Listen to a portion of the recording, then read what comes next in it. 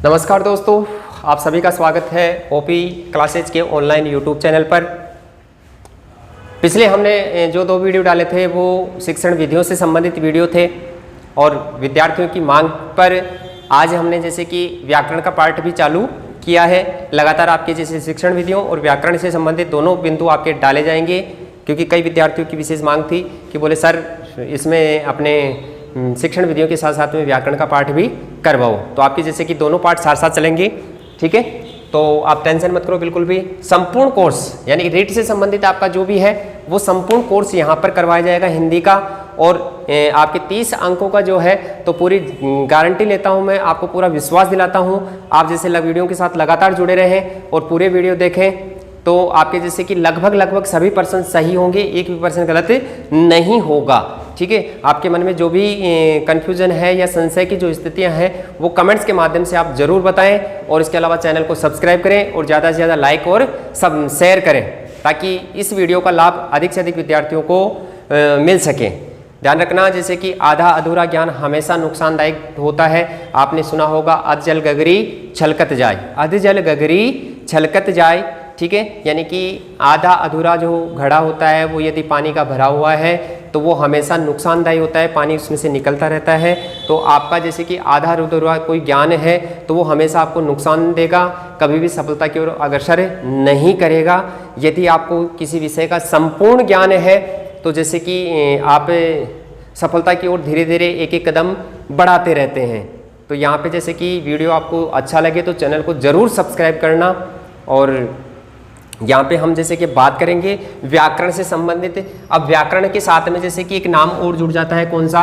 भाषा, क्योंकि ये दोनों जुड़े हुए बिंदु हैं। दोनों क्या है? जुड़े हुए बिंदु हैं। यदि संसार में कोई भाषा है तो उसका कोई ना कोई व्याकरण जरूर होगा, क्योंकि बिना व्याकरण के भाषा नहीं हो सकती है। अब ये दोनों कैसे जुड़े हुए हैं एक दूसरे के साथ में, ये देखो कि कोई भी भाषा है उसका परिमार्जित रूप या फिर मैं कहूँ परिष्कृत रूप, कैसा रूप? परिष्कृत रूप जो होता है या परिष्कृत ज्ञान जो होता है वो कौन करवाता है? व्याकरण करवाता है, ठीक है। व्याकरण किसी भी भाषा के नियमों का ज्ञान करवाता है और व्याकरण के ज्ञान से ही किसी भाषा के शुद्ध रूप का पता चल पाता है। आपको जैसे कि अंग्रेजी पढ़नी है तो अंग्रेजी का ग्रामर सीखना होगा, तभी आप अंग्रेजी का ज्ञान प्राप्त कर सकते हो। संस्कृत आपको पढ़नी है तो संस्कृत का व्याकरण, ठीक है। हिंदी आपको पढ़नी है तो हिंदी के व्याकरण का ज्ञान आपको होना जरूरी है, क्योंकि बिना व्याकरण के ज्ञान के किसी भी भाषा को नहीं पहचान सकते हैं। अब यहाँ पे थोड़ी सी चर्चा हम भाषा के ऊपर करेंगे, फिर उसके बाद में जैसे कि व्याकरण की चर्चा यहाँ पर की जाएगी और आपकी जो सिलेबस में बिंदु है वो यहाँ पर प्रारंभ हो जाएंगे। ध्यान रखना जैसे कि आपके रीट में जो बिंदु है, आधा पार्ट आपके शिक्षण विधियों का है और आधा पार्ट आपके व्याकरण का है, ठीक है। और इसके अलावा जैसे कि और जो विद्यार्थी हैं, यदि आप रीट के साथ साथ में जैसे कि पटवार वाले हैं, एलडीसी वाले हैं, तो उनको भी ये वीडियो बहुत ज़्यादा फायदा पहुंचाने वाला होगा। तो आप सभी जैसे कि इसको ज़्यादा से ज़्यादा शेयर करें ताकि सभी विद्यार्थियों को इसका लाभ प्राप्त हो सके। आप देखो जैसे कि भाषा क्या है? भाषा विचारों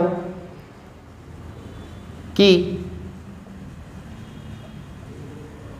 अभिव्यक्ति है। भाषा क्या है? विचारों की अभिव्यक्ति है। यहाँ पे मैंने आपको बिल्कुल सटीक परिभाषा दी है, छोटी परिभाषा दी है, बिल्कुल याद होने वाली परिभाषा दी है कि भाषा क्या है? आपके विचारों की अभिव्यक्ति है। विचार क्या है? आपके मन में उठने वाले भाव, आपके मन में उठने वाले भाव। ध्यान रखना जैसे कि मानव एक ऐसा प्राणी है जो कभी भी शांत नहीं रह सकता है। अब जैसे मानो कि आप बिल्कुल शांत रह के बिल्कुल बोल नहीं रहे हो और चुप रह के फिर जैसे कि वीडियो को देख रहे हो, लेकिन फिर भी आपके मन में कुछ ना कुछ तो भाव चल ही रहा है, तो आदमी कभी भी शांत नहीं रहता है, ठीक है। देखा होगा जैसे आपने कई लोग कहते हैं कि मुझे रात को ये सपना है, सपना कुछ नहीं है, वो उसके मन में उठने वाले क्या है? भाव है, ठीक है। तो आपका जो मन है वो क्या है? चंचल है, वो कभी भी शांत नहीं रह सकता है। अब जैसे कि मन में उठने वाले जो भाव है वो यदि अपने स्वर तंत्री के द्वारा बाहर प्रकट हो जाते हैं, हम उनको या तो बोल देते हैं या लिख देते हैं या फिर किसी संकेत के द्वारा किसी के सामने प्रकट कर देते हैं, तो वो भाव ही अपने क्या बन जाते हैं? विचार बन जाते हैं, ठीक है। या फिर मैं कहूँ दूसरी परिभाषा के रूप में, भावों या विचारों का आदान प्रदान ही भाषा है। ठीक है। भावों या विचारों का आदान प्रदान ही क्या है, भाषा है, ठीक है। यानी कि या तो अपने विचार दूसरों के सामने प्रकट करेंगे या फिर दूसरों के विचार ग्रहण करेंगे। ये जो व्यापार है, ये जो लेन देन है, ये विनिमय है, ये विनिमय क्या हो गया आपका, भाषा बन गई है। यहाँ पे जैसे कि आप आदान प्रदान के स्थान पे दूसरा शब्द भी काम में ले सकते हो, कौन सा, विनिमय, ठीक है। दोनों शब्द लगा दो। भावों या विचारों का विनिमय क्या है, भाषा है। भावों या विचारों का आदान प्रदान ही क्या है, भाषा है। विनिमय क्या होता है, लेन देन होता है, और आदान प्रदान का मतलब ही क्या होता है, लेना और देना। तो यहाँ पे जैसे मैंने केवल शब्द बदले हैं, भाव क्या है, एक ही, ये दोनों का, दोनों एक ही बातें हैं। या फिर कहें कि मानव जो है वो अपने मन के भाव या फिर जैसे मस्तिष्क के जो विचार है, या तो दूसरों के सामने प्रकट करेगा या फिर दूसरों से ग्रहण करेगा। और ये दोनों ही कार्य जो है वो क्या है, आपके भाषा के अंतर्गत आते हैं। अब जैसे आपके मन में यदि कोई भाव उठ रहा है तो आप उसे कमेंट्स के माध्यम से अभिव्यक्त करोगे, तो वो आपका क्या है, एक भाषा ही तो है। जिस रूप में आप लिखोगे वो क्या हो गई, आपकी भाषा हो गई, क्योंकि वो आपकी विचारों की अभिव्यक्ति है। विचारों की क्या है, अभिव्यक्ति है, ठीक है। जैसे वीडियो आपको अच्छा लगे तो आप जैसे कि नाइस, अच्छा, या हमें इसका बहुत लाभ प्राप्त हुआ, आप कुछ भी लिख सकते हो। आपके पास खूब सारे ऑप्शन है, मैं आपको बताता रहूँगा, आप बिल्कुल कमेंट्स में लिखो, ठीक है। अब जैसे कि ये तो हो गई क्या, भाषा की परिभाषा की बात। अब ध्यान दो, जैसे कि भाषा कितने प्रकार की होती है, भाषा कितने प्रकार की होती है। तो मुख्य रूप से जो भाषा के रूप निकल के आते हैं वो निकल के आते हैं आपके पास कितने, 3 रूप निकल के सामने आते हैं, ठीक है। पहले नंबर पे आपकी भाषा कौन सी होती है, मौखिक भाषा। पहले नंबर पे कौन सी भाषा होती है, मौखिक भाषा होती है, ठीक है। इसमें जैसे कि 2 कार्य होते हैं, एक तो होता है कौन सा, बोलना, एक तो कौन सा होता है, बोलना, और दूसरी जो क्रिया होती है वो होती है कौन सी, सुनना। यानी कि आपकी विचारों का जब विनिमय है या तो बोलकर या फिर सुनकर, इन दोनों क्रियाओं के माध्यम से हो रहा है, तो वो आपकी कहलाएगी क्या, मौखिक भाषा कहलाएगी। व्यक्ति अपने मुंह के द्वारा या व्यक्ति बोलकर या सुनकर यदि विचारों की अभिव्यक्ति करता है या फिर विचारों का आदान प्रदान करता है, तो वो आपकी कहलाएगी क्या, मौखिक भाषा कहलाएगी, ठीक है। अब आपकी जो मौखिक भाषा है इसे आप मौलिक भाषा भी कह सकते हैं। क्या कह सकते हैं, मौलिक भाषा भी कह सकते हैं। मौलिक भाषा क्यों कहते हैं मित्रों, क्योंकि ध्यान रखना, भाषा का जो मूल रूप है, यानी कि या फिर जैसे आप कह सकते हो कि भाषा जहाँ से प्रारंभ होती है वो है भाषा का कौन सा रूप, मौखिक रूप। तो मूल रूप से लिखने से पहले बोलना सिखाया जाता है, ठीक है, या फिर बोलना सीखा जाता है। आपके घर में छोटे छोटे बच्चे होंगे, आपने देखा होगा अक्सर छोटे बच्चों को पहले बोलना सिखाया जाता है, जैसे दादा, माँ, पापा, तो ये अक्सर शब्द जो है उसको बोलना सिखाए जाते हैं। वो बच्चा क्या करता है, उनको सुनकर खुद बोलने का अभ्यास करता है। तो मूल रूप से जो भाषा है वो कौन सी है, मौखिक भाषा है। इस कारण मौखिक भाषा को ही क्या कहा जाता है, मौलिक भाषा कहा जाता है, ठीक है। इसके अलावा जैसे कि इसे क्या कह सकते हैं, व्यावहारिक भाषा भी कह सकते हैं। क्या कह सकते हैं, तो मित्रों व्यावहारिक भाषा भी इसे कह सकते हैं, ठीक है। व्यावहारिक भाषा क्यों कह सकते हैं, क्योंकि मानव अपने व्यवहार में मौखिक भाषा को काम में लेता है। व्यवहार से तात्पर्य क्या होता है, व्यक्ति के द्वारा किया जाने वाला आचरण, व्यक्ति के द्वारा किया जाने वाला आचरण ही उसका क्या कहलाता है, व्यवहार कहलाता है। जैसे मान लो कि कोई व्यक्ति बाजार में गया, किसी दुकान पर गया, अब दुकान पर से उसे कुछ सामान लेना है, ठीक है, कुछ वस्तुएं उसे खरीदनी है, तो वो दुकानदार को लिख कर नहीं देगा, वो बोलकर बताएगा। क्या करेगा, बोलकर उसे बताएगा, और दुकानदार भी उसे बोलकर ही उसके मोल भाव बताएगा। तो उस समय वो जैसे सुनने की क्रिया करेगा। तो ये जो दोनों ही कार्य है वो आपके कौन से हो जाएंगे, मौखिक भाषा, मौखिक रूप से होंगे। इस कारण इसे क्या कहा जाता है, व्यावहारिक भाषा कहा जाता है। अब बात करते हैं मौखिक भाषा का जो स्वरूप होता है, मौखिक भाषा का स्वरूप कि किस प्रकार की दिखाई देती है अपने। तो इसका स्वरूप जो होता है वो होता है ध्वन्यात्मक। कैसा होता है मित्रों, ध्वन्यात्मक।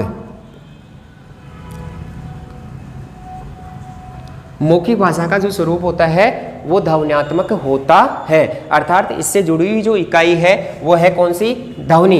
यानी कि मौखिक भाषा की सबसे छोटी इकाई जो है वो क्या है, ध्वनि है। ये आपके लिए बहुत ही महत्वपूर्ण प्रश्न बन चुका है। ठीक है, कि मौखिक भाषा की सबसे छोटी इकाई कौन सी है? ध्वनि है। यहाँ पे आप नाम भी बदल सकते हो। नाम क्या? कि भाषा की मौलिक इकाई। ध्यान देना, यहाँ पे छोटे छोटे प्रश्न है आपकी। भाषा की मौलिक इकाई, मौलिक इकाई है, तो वहां पे भी आपका क्या शब्द निकल के आएगा सामने? ध्वनि निकल के आएगा। क्यों आएगा? क्योंकि ध्यान देना, यहाँ पे आपके पास ऑप्शन जैसे कि वर्ण के रूप में भी हो सकता है, लेकिन आपको वर्ण नहीं बताना है। यहाँ पे देखो, मैंने आपको बताया था कि मौखिक भाषा क्या है? मौलिक भाषा है। केवल नाम बदला है, भाषा एक ही है। तो वही चीज यहाँ पे 2 प्रश्न आपके निकल के आ गए। भाषा की जैसे कि सबसे छोटी इकाई कौन सी हो गई? ध्वनि हो गई। किस रूप से? मौखिक रूप से। किस रूप से? मौखिक रूप से। ठीक है, यानी कि मौखिक रूप से भाषा की सबसे छोटी इकाई ध्वनि। इसके अलावा भाषा की मौलिक इकाई कौन सी है? तो उस समय भी आपको क्या बताना है? ध्वनि ही बताना है। तो ये तो बात हो गई किसकी? मौखिक भाषा की हो गई। इसके अन्य नाम मौलिक भाषा या फिर व्यावहारिक भाषा। मौखिक भाषा में होने वाली क्रियाएं कौन कौन सी हैं? 2 क्रियाएं हैं, बोलना और सुनना। ठीक है, इसके अलावा इसका स्वरूप कैसा है? ध्वन्यात्मक है। ठीक है, अब इसके बाद में जैसे कि दूसरे नंबर की आपकी भाषा आएगी, वो कौन सी आएगी? लिखित भाषा। दूसरे नंबर पे आपकी भाषा आएगी, वो कौन सी होगी? लिखित भाषा होगी।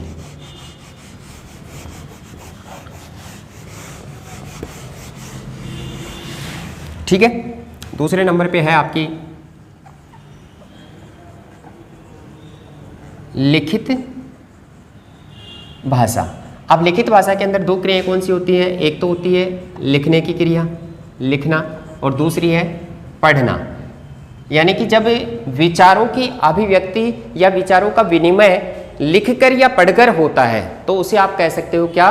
लिखित भाषा। इसमें ना ही तो बोला जाएगा और ना ही सुना जाएगा, इसमें केवल लिखा जाएगा। यानी कि आप जो कमेंट्स में लिख रहे हो, वो भाषा का कैसा रूप है? लिखित रूप है। उसे आप लिखित भाषा कह सकते हैं। ठीक है, अब इसमें जैसे कि लिखित भाषा के अन्य जो नाम हैं वो कौन कौन से होंगे? या इसके स्वरूप की बात की जाए तो इसका स्वरूप होता है वर्णात्मक। इसका स्वरूप कैसा होता है? वर्णात्मक होता है। वर्णात्मक का मतलब लिखित होता है। ठीक है, इसके अलावा जैसे कि इसके अन्य जो नाम हैं, अन्य नाम वो कौन कौन से आ जाएंगे? जैसे कि इसमें मैंने आपको बताया था मौलिक और व्यावहारिक, वैसे इसके नाम अन्य हो जाएंगे कौन से? मानक भाषा, या फिर आप इसे कह सकते हो वैज्ञानिक भाषा कह सकते हो। ठीक है, लिखित जो भाषा होती है इसका स्वरूप वर्णात्मक होता है। इसके अलावा जैसे कि इसे मानक भाषा या फिर वैज्ञानिक भाषा भी कहते हैं। क्यों कहते हैं? क्योंकि मानक से तात्पर्य क्या होता है? सर्वमान्य। सर्वमान्य कि जो लिखा हुआ होता है वो सबके द्वारा मान्य होता है। आपने कई बार ऐसी स्थितियां देखी होंगी, जब कोई विवाद की स्थिति हो जाती है या और कोई स्थिति हो जाती है, तो सामने वाले को ये कहा जाता है कि तो लिख कर दे कि मैं इसके लिए क्या हूँ? सहमत हूँ। कभी भी उससे मौखिक रूप से सहमति नहीं मांगी जाती है, लिखित मांगी जाती है। क्योंकि मौखिक रूप से जो सहमति प्रदान की जाएगी उसे वो कभी भी मना कर सकता है कि नहीं, मैंने तो ऐसे नहीं कहा था। उस बात को कोई स्वीकार भी नहीं करेगा। लेकिन यदि उसने लिख कर दिया है तो वो मानक होगा, सर्वमान्य होगा, कोई उसे नकार नहीं सकता है। और इसके अलावा जैसे कि वैज्ञानिक जो नाम दिया है वो इसलिए दिया है क्योंकि जिस प्रकार से विज्ञान के अंदर नियम चलते हैं उसी प्रकार से यहाँ पर लिखित भाषा में भी क्या चलते हैं? नियम चलते हैं। हम अपनी स्वयं की मर्जी से नहीं लिख सकते हैं।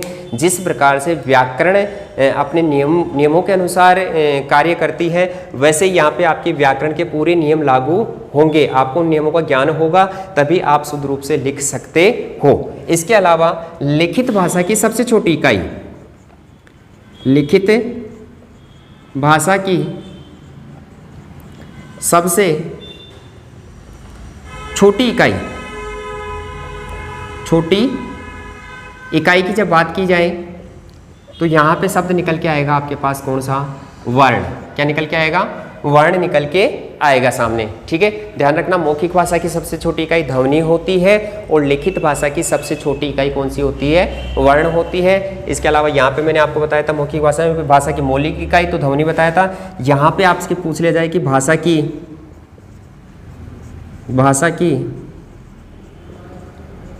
मानक इकाई, तो वहां पर भी आपको क्या बताना है दोस्तों? वर्ण ही बताना है। ये छोटे छोटे प्रश्न हैं आपके जो कई बार परीक्षाओं में पूछे जाते हैं और असमंजस वाली स्थिति वाले प्रश्न होते हैं। ठीक है, यहाँ पे जैसे कि प्रश्नों को मैं एक बार दोबारा से रिपीट कर देता हूँ। मौखिक भाषा की सबसे छोटी इकाई ध्वनि बताना है। क्या बताना है? ध्वनि।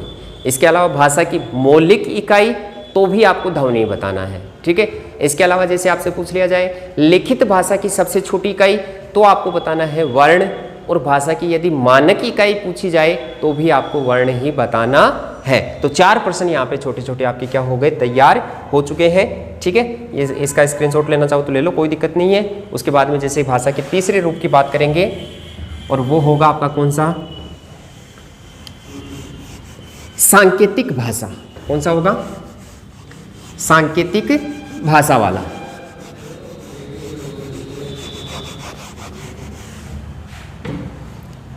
तीसरे नंबर पे आपका आता है कौन सा?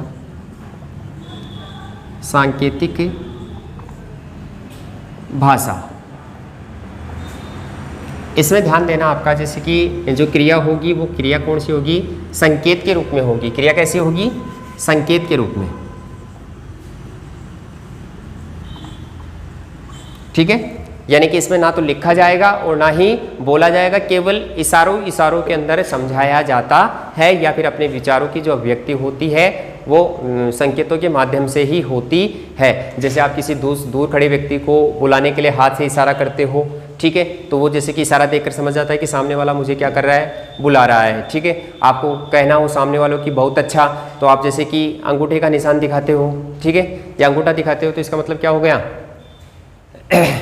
बहुत अच्छा, गुड लक। ठीक है, इसके अलावा जैसे कि और भी कई आपने देखा होगा, जो ट्रैफिक पुलिस वाला होता है, हवलदार होता है, वो चौराहे पर खड़ा होता है, हाथों के द्वारा वो संकेत करता है कि अभी आपको चलना है या फिर अभी आपको रुकना है। तो वो जैसे कि बोलकर या फिर लिखकर नहीं, केवल संकेतों के माध्यम से ही बताता है। इसके अलावा सांकेतिक जो भाषा होती है व्याकरण में, इसके ऊपर ज़्यादा विचार नहीं किया जाता है।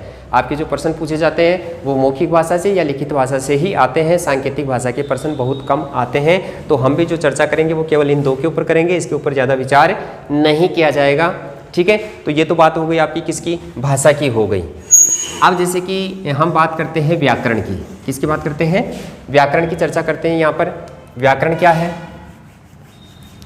व्याकरण की रचना कैसे हुई है, और व्याकरण कितने भागों में बटी हुई है।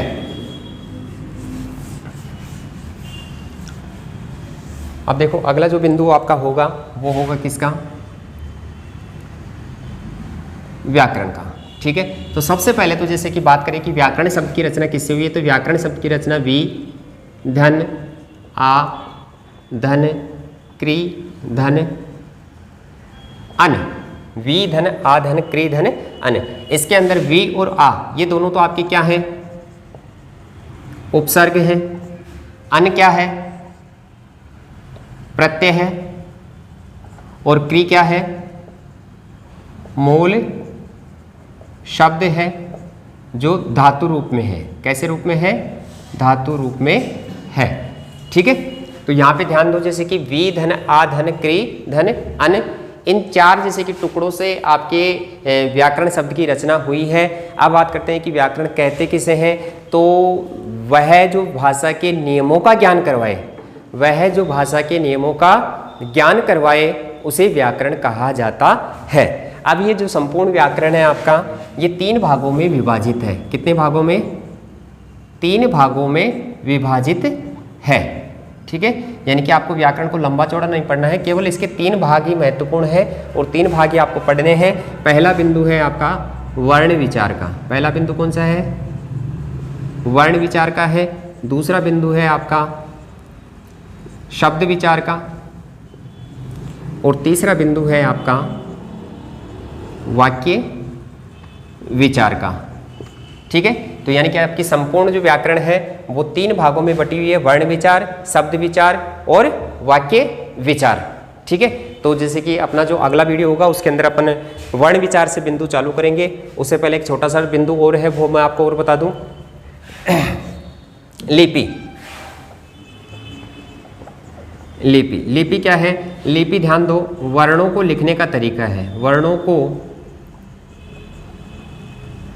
लिखने का तरीका, यानी कि जिस प्रकार से, जैसे कि आप कै को कैसे लिखते हो, ए को कैसे लिखते हो, इनको जो लिखने का तरीका होगा वो ही क्या है, आपके लिपि है। और हिंदी भाषा की लिपि ध्यान रखना, हिंदी भाषा की लिपि कौन सी है, देवनागरी। हिंदी भाषा की लिपि कौन सी है, देवनागरी लिपि है। हम जैसे कि आगे वाले वीडियो में चर्चा करेंगे, वर्ण विचार की तीनों बिंदु अलग अलग पढ़ेंगे, वर्ण विचार, शब्द विचार और वाक्य विचार। तो आप कमेंट्स के माध्यम से भी मुझे बता सकते हो कि जो ये वर्ण है आपके लिए, जैसे कि आज का प्रश्न क्या है, यहाँ पे मैं आपके लिए कुछ प्रश्न दे रहा हूँ, आप कमेंट्स में उनका उत्तर बताएं, फिर अगले वीडियो में जैसे कि उनका निराकरण हम करेंगे। आपको बताना है कि वर्ण की परिभाषा, वर्ण की परिभाषा, इसके अलावा जैसे कि कुल वर्ण कितने हैं, कुल वर्णों की संख्या, और इसी के साथ साथ में मूल वर्ण कितने हैं, इनकी आपको क्या बतानी है, संख्या। कमेंट्स के माध्यम से बतानी है वर्ण की परिभाषा, इसके अलावा कुल वर्ण कितने हैं और मूल वर्ण कितने हैं, इनके बारे में आपको कमेंट्स के माध्यम से बताना है। बाकी अपनी मुलाकात होगी अगले वीडियो में, तब तक के लिए जय हिंद, जय भारत। वीडियो कैसा लगा आपको ज़रूर बताएं और चैनल को सब्सक्राइब करें। धन्यवाद।